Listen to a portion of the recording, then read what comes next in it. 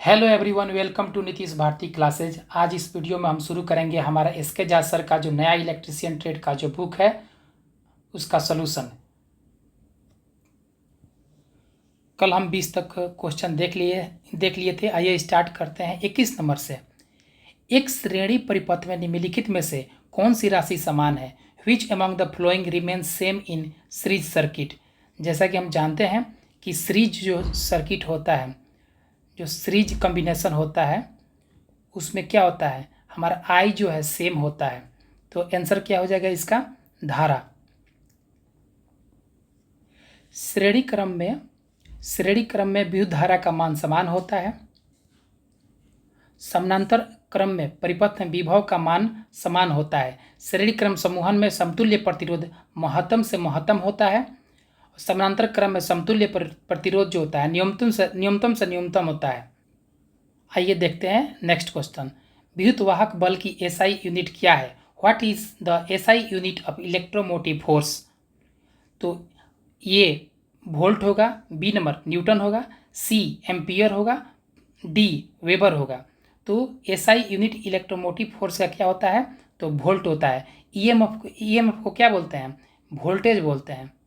और ईएमएफ जो वोल्टेज को ही बोलते हैं पोटेंशियल बोलते हैं। आइए इसका कुछ इंपॉर्टेंट बिंदु देख लेते हैं। ईएमएफ जो होता है यह सेल, बैटरी, जनरेटर आदि से प्राप्त किया जाता है। इसका मात्रक जो होता है वोल्ट होता है और इसे भी से डिनोट करते हैं। नेक्स्ट क्वेश्चन देखते हैं 23। इलेक्ट्रोमोटिव बल ई या ईएमएफ वह ऊर्जा होती है जो सेल द्वारा इससे गुजरने वाले प्रति कूलम आवेश के माध्यम से प्रदान की जाती है। इसे किसमें मापा जाता है? क्योंकि हम जानते हैं कि ईएमएफ को क्या बोलते हैं? ईएमएफ को वोल्टेज बोलते हैं। ईएमएफ को वोल्टेज बोलते हैं, इसलिए वोल्टेज को किस में मापा जाएगा? तो वोल्ट में मापा जाएगा। तो हमारा आंसर क्या हो जाएगा? बी नंबर ऑप्शन वोल्ट हो जाएगा। आइए इसका कुछ इंपॉर्टेंट पॉइंट देख लेते हैं। जब सेल के माध्यम से कोई धारा प्रवाहित होती है तब यह सेल के टर्मिनल विभव के अंतर के बराबर होते हैं। यदि ईएमएफ जो है ई और आंतरिक जो है प्रतिरोध डी आर वाला एक सेल एक बाह्य प्रतिरोध जो है आर के साथ जुड़ा हुआ है, तो परिपथ में कुल प्रतिरोध कितना होता है? आर प्लस आर होता है। इस फिगर में हम देखेंगे, इसको बोलते हैं इंटरनल रेसिस्टेंस बोलते हैं, आंतरिक प्रतिरोध। और ये जो आर है कैपिटल आर वाला, ये जो है एक्सटर्नल रेसिस्टेंस है, यानी बाहरी प्रतिरोध है। चूँकि हम जानते हैं कि आई इक्वल टू क्या होता है? भी बाई आर। चूँकि हम जानते हैं कि भी को ईएमएफ बोलते हैं, तो ये जो हम ईएमएफ यहाँ भी के पास लिख देंगे और टोटल आर कितना हो जाएगा? Internal plus external, R plus R. तो हमारा जो आई की क्या हो जाएगा formula? E by R plus R. आइए देखते हैं नेक्स्ट क्वेश्चन 24। विद्युत अपघटन की प्रक्रिया के पीछे क्या सिद्धांत है?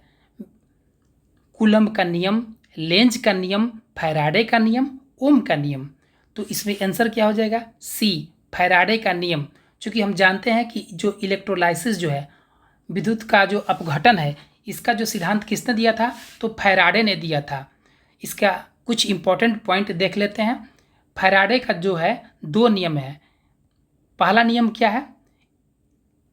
एम जो होता है डायरेक्टली प्रोपोर्शनल होता है क्यू के, और एम बराबर क्या लिखेंगे? जेड आई टी लिखते हैं। मास बढ़ेगा तो चार्ज भी बढ़ेगा, और चार्ज बढ़ेगा तो मास भी बढ़ेगा। ये कूलम्ब का पहला लॉ है।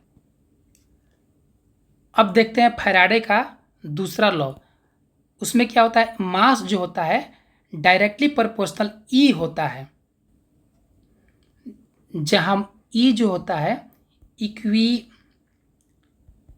वायलेंट मास हो जाता है, और एम क्या होगा? ये मास होगा। आइए देखते हैं नेक्स्ट क्वेश्चन 25।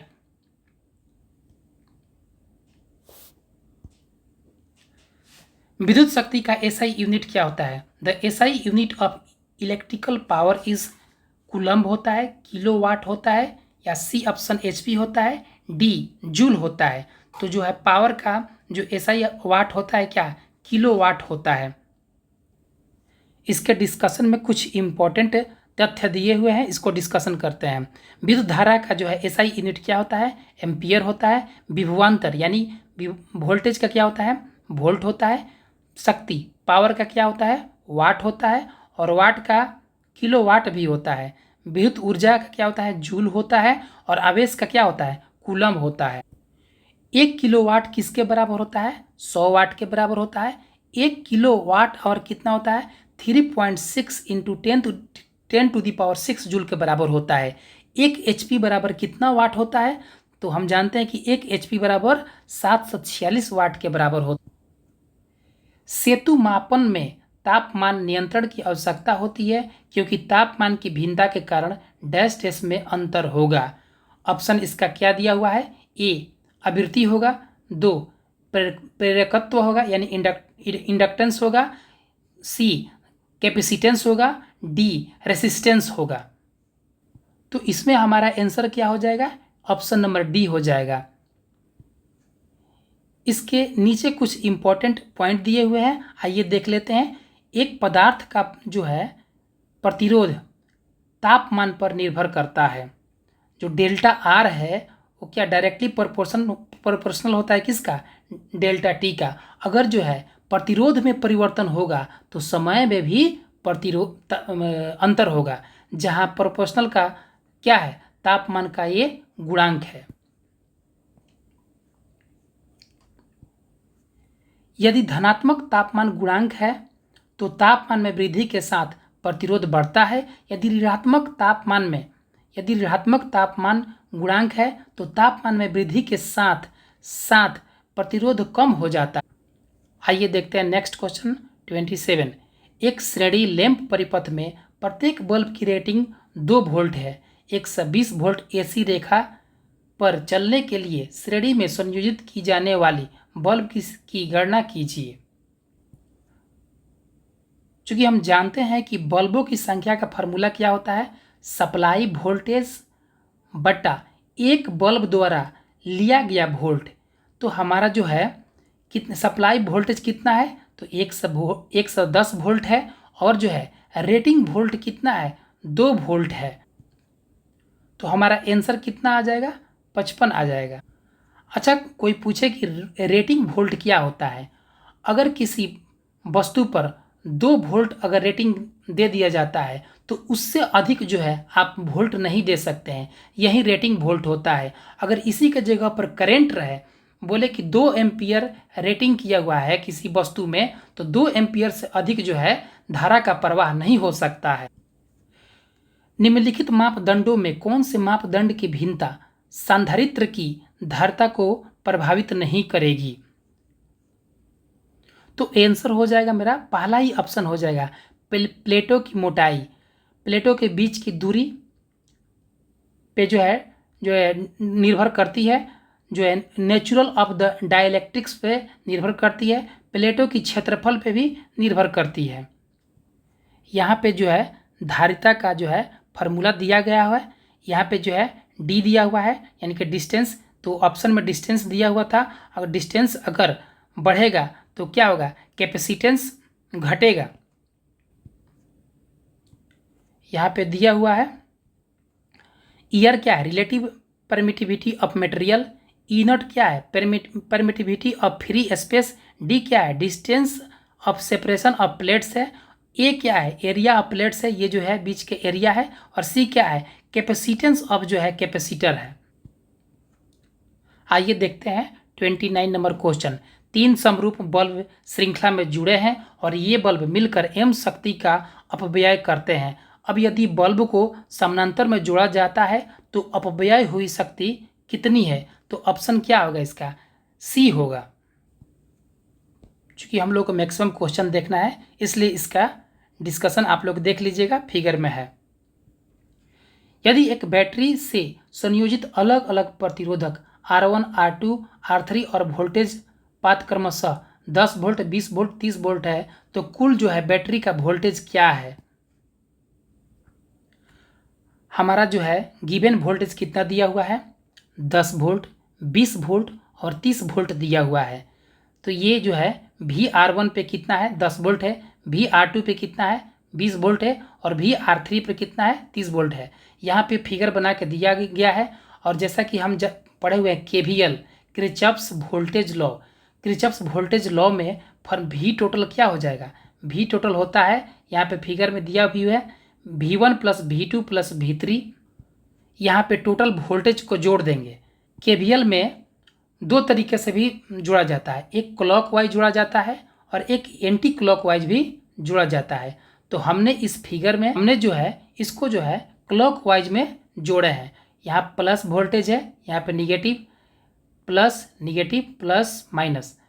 ये जो प्लस माइनस क्या डिनोट करता है, क्या रिप्रेजेंट करता है, high voltage low voltage, high voltage low voltage, high voltage low voltage. कभी भी जो करंट का फ्लो होता है high voltage to low voltage होता है। निम्नलिखित में से टंका अनुप्रयोग के लिए फ्लक्स के रूप में कौन सा धातु आमतौर पर पसंद नहीं की जाती है? Among the following, which metal is not usually preferred as flux for soldering application? Option A borax, option B zinc chloride, C ammonium chloride और डी लेड।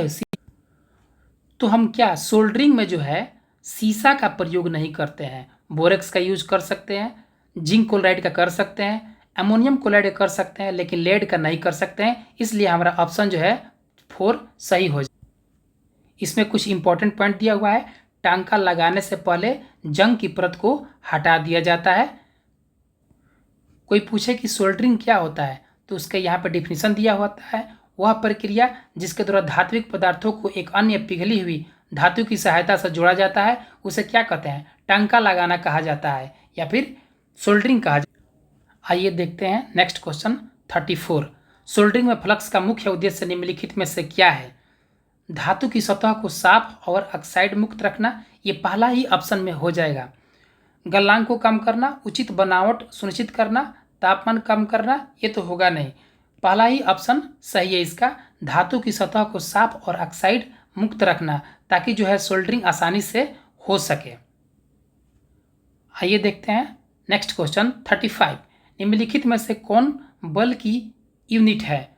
तो जो है न्यूटन होगा, जूल होगा, ओम होगा या फिर वोल्ट होगा।